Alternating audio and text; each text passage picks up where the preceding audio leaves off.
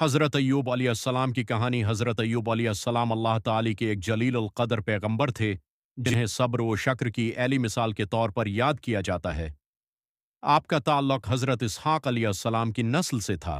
दौलत और नेमतों की फरावानी। अल्लाह ताली ने हज़रत अय्यूब अलैहिस्सलाम को बेशुमार नामतों से नवाजा था। वसीया ज़मीनें, हज़ारों मुइशी, खूबसूरत घर, नेक बीवी, कई बच्चे। आप नहायत शक्रगुजार बंदे थे।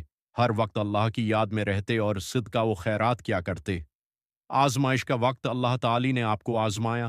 तमाम माल व दौलत ख़त्म हो गई, बच्चे फूत हो गए, आप सख्त बीमार हो गए, जिस्म पर फोड़े निकल आए, सब लोग छोड़ गए। हकीकी रिश्तेदार भी सिर्फ आपकी बैवी आपकी खिदमत में रही।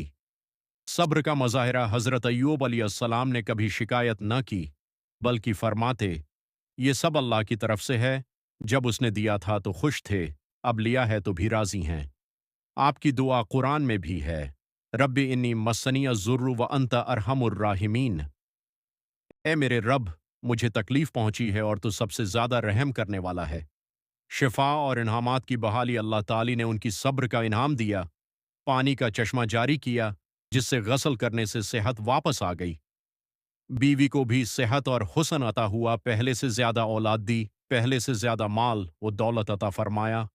सबक। हज़रत अय्यूब अलैहिस्सलाम की कहानी हमें सिखाती है, मुसीबत में सब्र करना चाहिए, शकवा नहीं बल्कि दुआ और तवक्कुल होना चाहिए।